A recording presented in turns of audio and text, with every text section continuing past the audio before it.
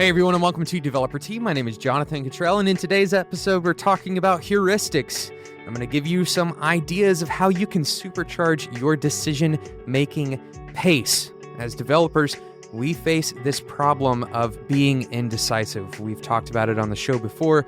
We're going to keep on talking about it because it still continues to be a problem. Most of the questions that I receive on the show are about what decision should I make?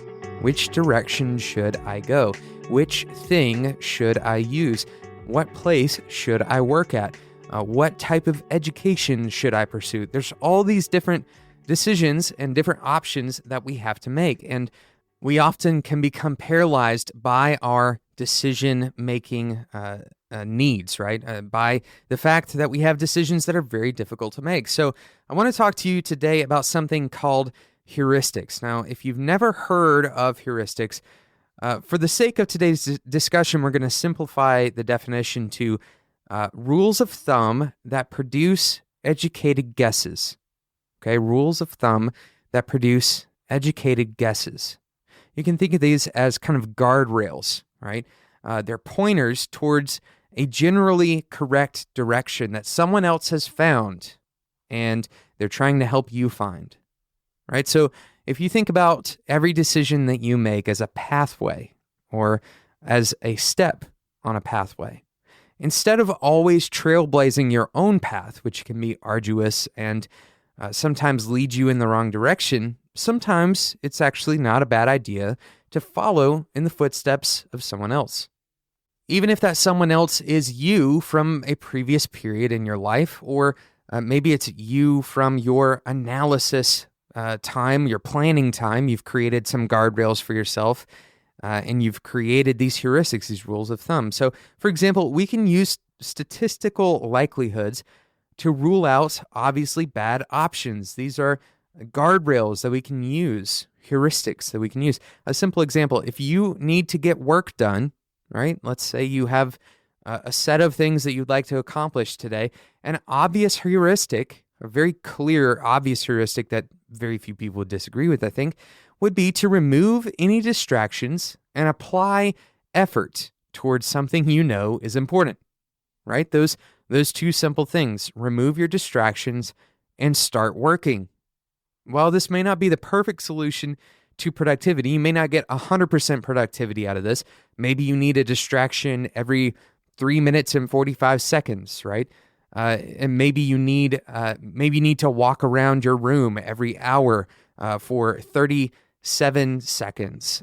The reality is, to determine that level of granularity, right? To determine the absolutely perfect way for you to be the most productive, that's going to be prohibitively difficult and prohibitively time-consuming. You'd have to try every possible iteration of these things to know exactly what is perfect, right? So while removing distractions and applying effort is not necessarily going to be the absolutely optimal solution to productivity every single time, there's a high likelihood that it is, at minimum, an acceptable move. And that's a word that I want you to think about throughout the rest of today's episode.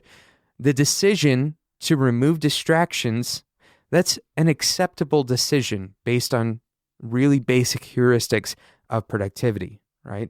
It's likely that we have some level of research or some level of, even if it's just basic deduction skills that tell us that you need to put effort forward in order to get work done. So this is acceptable.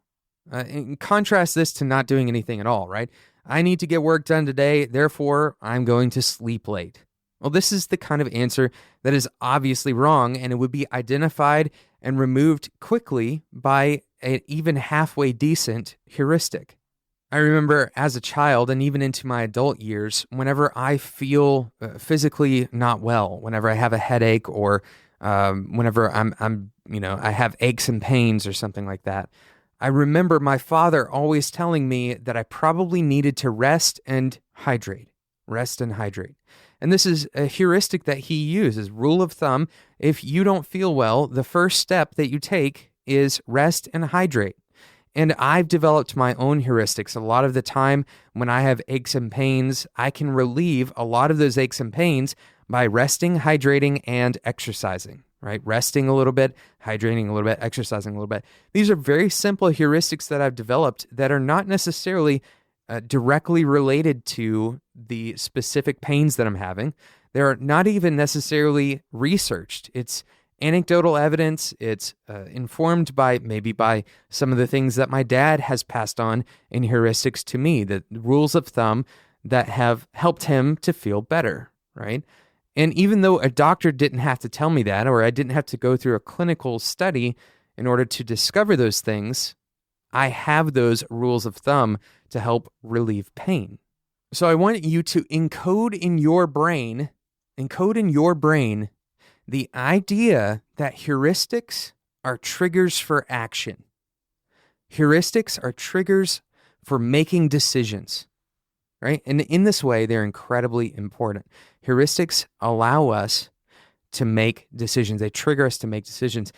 So I'm going to give you 4 insights today about heuristics that hopefully will help you make better decisions and make quicker decisions so that you aren't in that state of constant analysis, that you aren't in that state where you can't make a decision and move forward.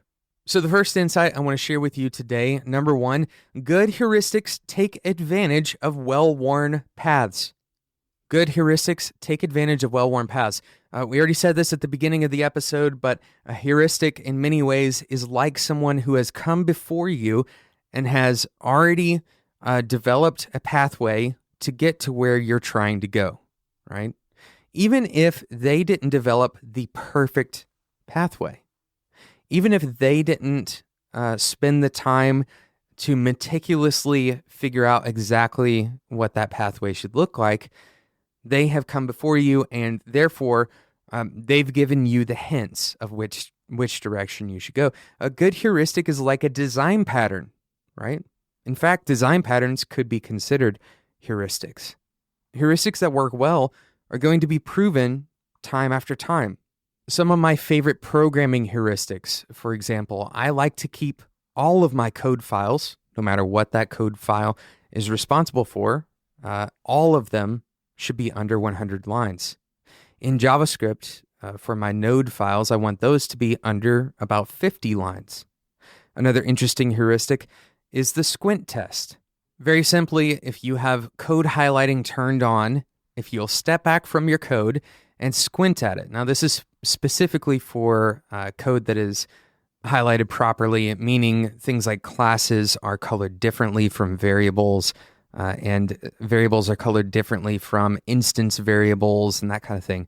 And methods obviously would have a different coloring. So as long as your code is highlighted, you take a step back, squint at your code, and if you see large changes of shape, then you're probably not handling the flow of your code correctly, right? There may be a lot of conditionals. There may be nesting. This is particularly true with JavaScript. Another thing that you're looking for in the squint test is changes in color. If you have a lot of changes in color, that may mean that you are unevenly abstracted in your code, right? You may have a reference to a class, and then you have a reference to an instance variable, and then a reference to a local variable. If you have a bunch of these differing types of code within a given method, then your abstraction levels may be off. And this was arrived at by people who have written a lot of code, figuring out what bad code quite literally looks like in their code editor.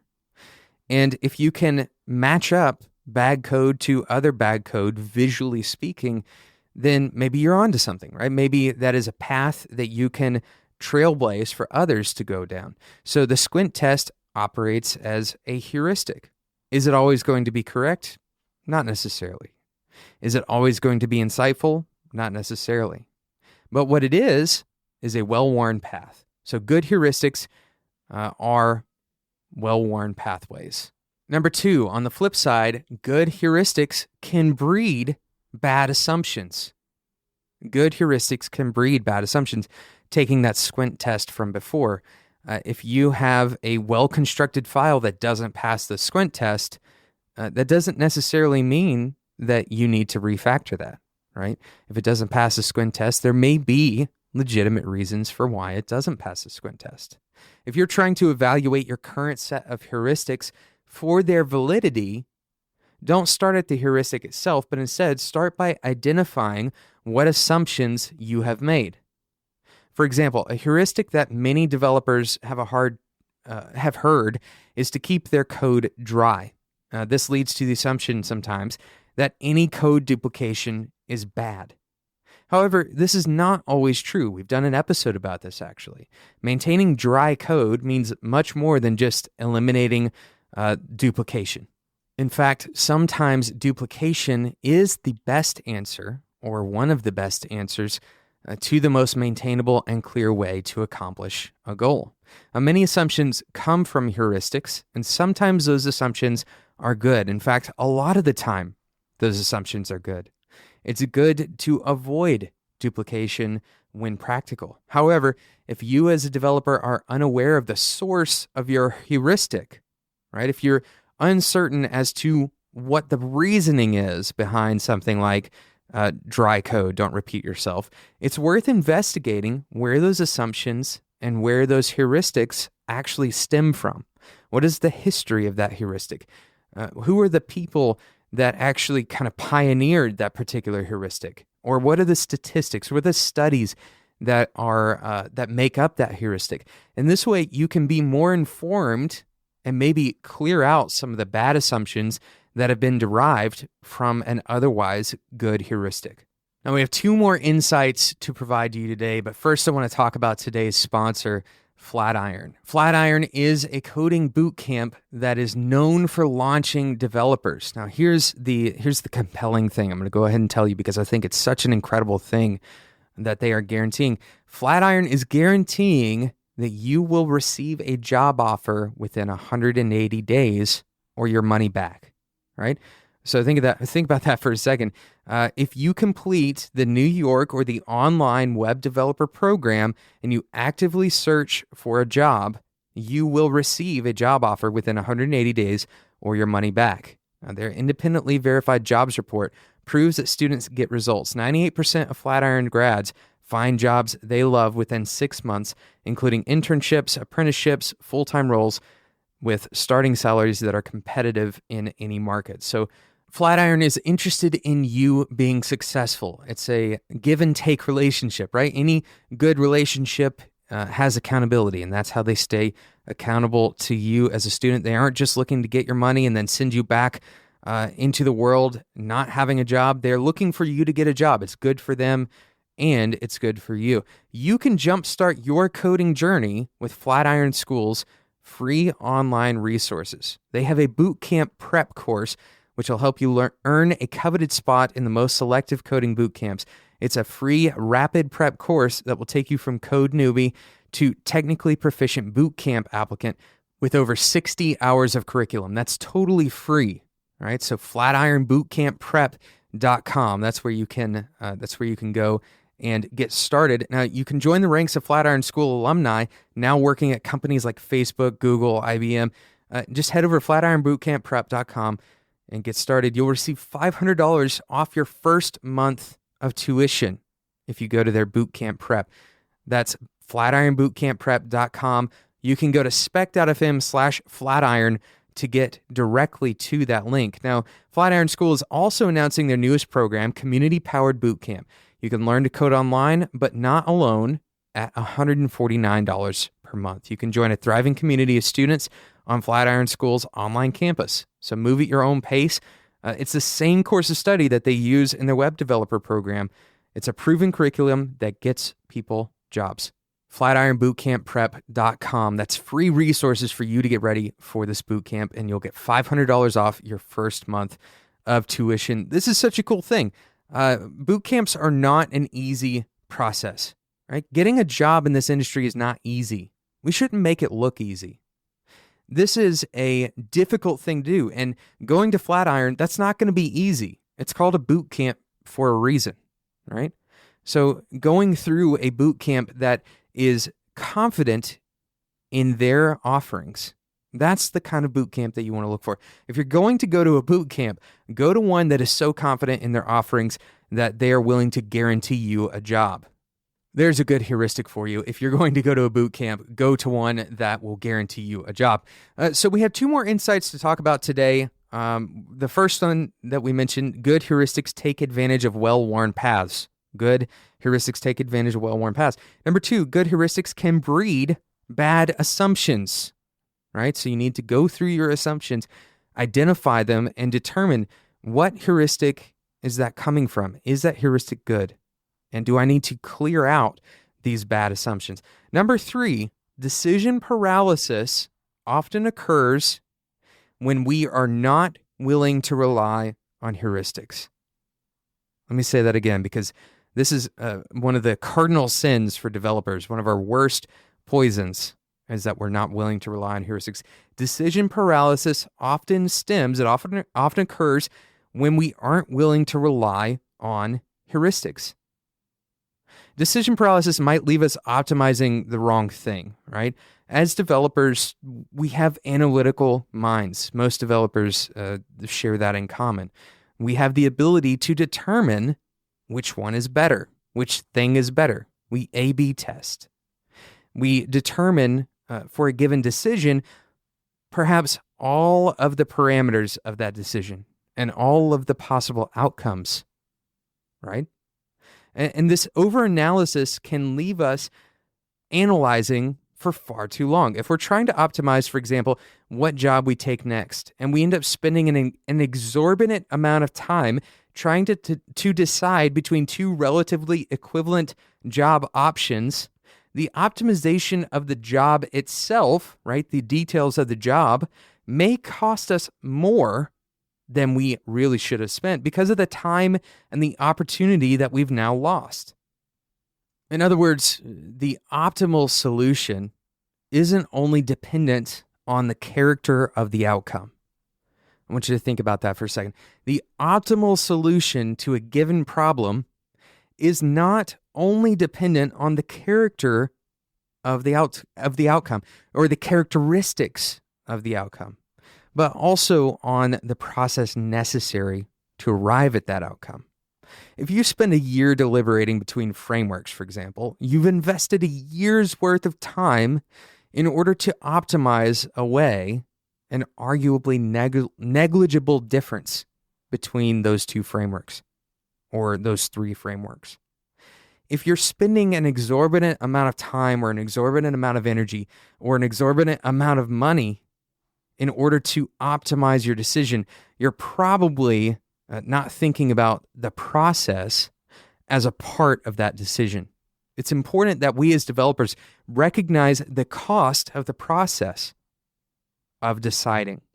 And so if you're not relying on heuristics and you're overanalyzing, then you may end up in decision paralysis, and that's incredibly costly. So that's insight number 3. Insight number 4, when making decisions, determine what level of right you require up front.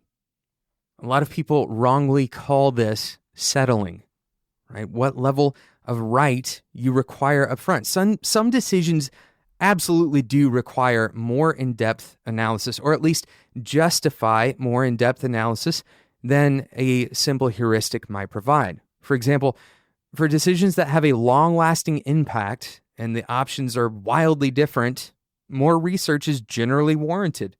However, this doesn't rule out the use of heuristics in that process either. For example, if you're trying to decide what kind of house you want, you may quickly narrow it down based on a few simple heuristics like, I want to live somewhere in this particular area of the country, right? That could eliminate 3/4 of your options. I want to live near a city. Well, that could eliminate another 3/4 of your options, right? You're filtering down. And in a lot of ways, you can think about heuristics as filters.